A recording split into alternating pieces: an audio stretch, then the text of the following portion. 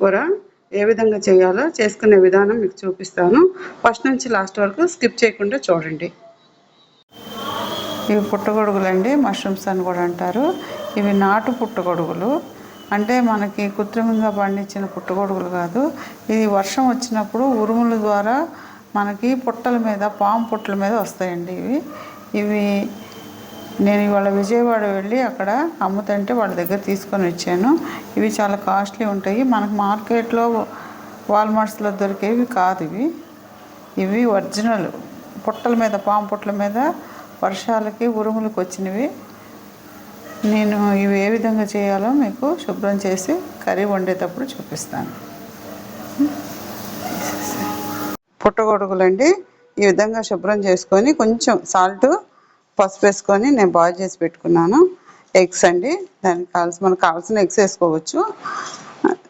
మిగతా వస్తువులు ఏంటంటే ఇది పౌడర్ చేయాలండి. ధనియాలు, కొంచెం గసాలు, ఎండుశనగపప్పు, పుటానీ పప్పు, 1 ఇంచు దాల్చిన చెక్క, లవంగాలు, కొబ్బరి ముక్క,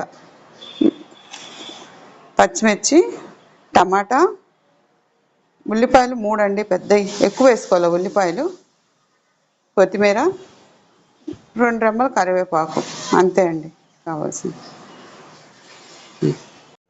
ఒక 2.5 ఆయిల్ అండి, స్పూన్స్.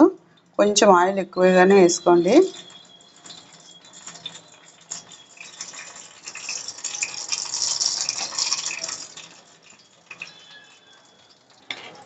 నూనె వేడెక్కాక ఈ ఆనియన్స్ అన్నీ దీంట్లో వేసుకోవాలి.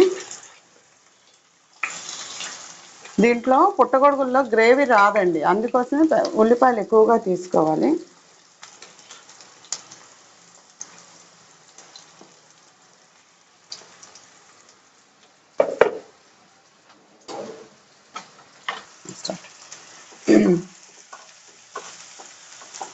ఇది బాగా ఎర్రగా దోరగా వేగేదాకా వేపుకోవాలండి. బాగా ఉల్లిపాయలు, ఇదే గ్రేవీ కూరకి. ఈ మిగతా అంతా పౌడర్ చేసుకోవాలా, కొబ్బరి, ధనియాలు, గసాలు, అవి ఎప్పుడు వేయాలో నేను పాయింట్ టు పాయింట్ చూపిస్తాను. మీరు జాగ్రత్తగా చూడండి. నేను ప్రతి దాంట్లో ఒక టిప్ చెప్తూ ఉంటాను. లాస్ట్ వరకు స్కిప్ చేయకుండా చూడండి. ఇప్పుడు సీజన్ కాబట్టి పుట్టగొడుగులు మీరు కూడా ఒకసారి ట్రై చేయండి తెచ్చుకొని. ఇది 1 సంవత్సరానికి ఒకసారైనా తింటే చాలా మంచిది అంటారు. ఆరోగ్యం చాలా. ఇవి కృత్రిమంగా వచ్చినాయి కాబట్టి ఇవి మనం తినాలి. అన్నిటికన్నా ప్రోటీన్స్ ఎక్కువ ఉంటాయి. ఉల్లిపాయలు బాగా వేగిపోయినాయండి. ఇందాక మీకు అల్లం వెల్లుల్లిపాయ పేస్ట్ చూపించలేదు. ఒక అల్లం వెల్లుల్లిపాయ పేస్ట్ కూడా 1 స్పూన్ వేసుకోవాలి. ఇది కొంచెం చికెన్ కూరలాగా వండుకోవాలండి. చికెన్, మటన్ కూరలాగా వండుకోవాలి. కాకపోతే ఉల్లిపాయలు ఎక్కువగా వేసుకోవాలి, ఎందుకంటే గ్రేవీ ఉండదు కాబట్టి. ఈ అల్లం వెల్లుల్లిపాయ కూడా పచ్చివాసన పోయేదాకా వేపుకోవాలి.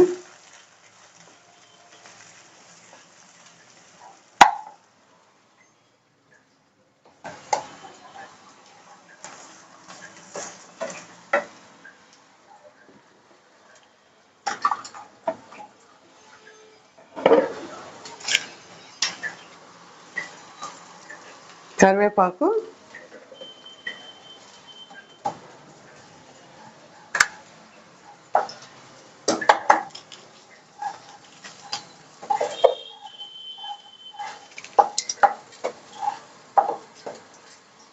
పచ్చిమిరపకాయ చీల్చుకున్నాం కదండి. ఈ పచ్చిమిరపకాయ 3 పచ్చిమిరపకాయలు,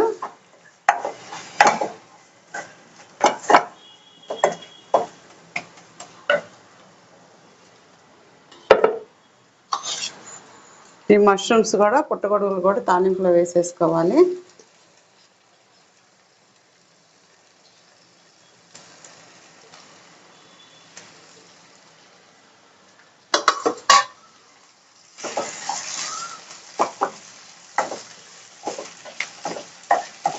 ఇవి కొంచెం నూనెలో వేగాలండి, ఒక 3 మినిట్స్. మళ్ళీ మీకు చూపిస్తాను. ఒకసారి మూత తీసి చూసుకుందాము.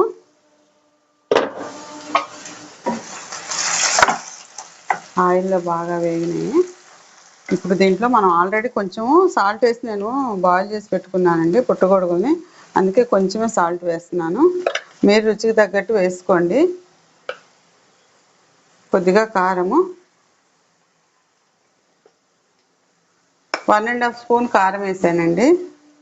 కొంచెం పసుపు, ఆల్రెడీ నేను పసుపు వేసుకున్నాను.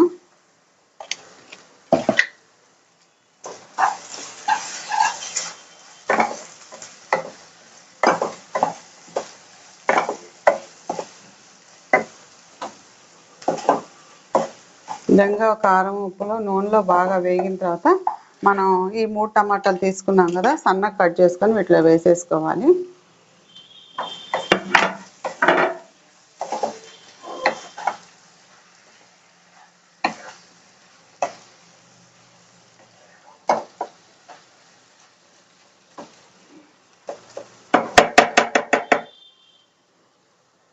మళ్ళీ మూత పెట్టుకుందాము ఒక 10 నిమిషాలు. మళ్ళీ తీసుకొని చూద్దాము. టమాటాలు అన్నీ ఉడికినాయండి. దీంట్లో కొంచెం వాటర్ చేర్చుకుందాము.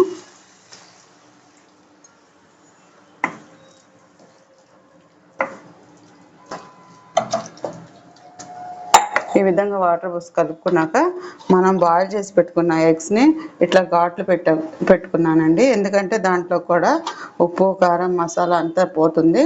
గుడ్డు కూడా టేస్ట్గా ఉంటుంది. ఈ ఎగ్స్ వేసేసుకొని కాసేపు పెట్టుకోవాలండి. మళ్ళా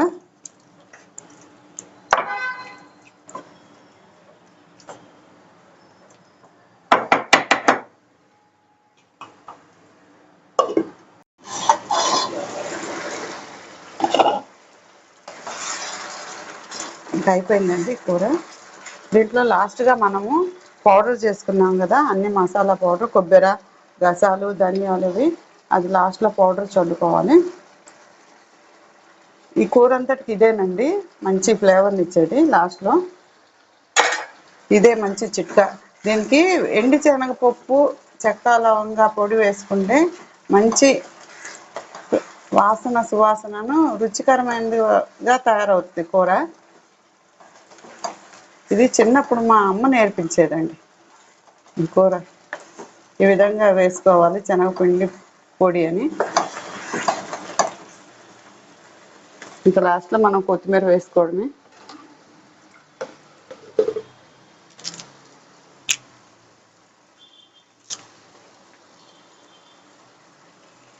ఈ ఎగ్స్ మీ ఆప్షన్ అండి.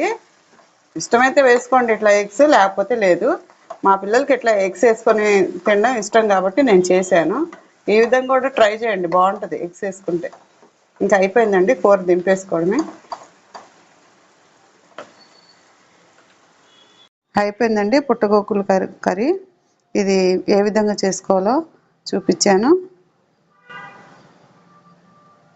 లైక్ చేయండి, షేర్ చేయండి, సబ్స్క్రైబ్ చేయండి. కామెంట్లో మాకు కామెంట్ ద్వారా ఈ కర్రీ ఎలా కుదిరిందో చేయండి.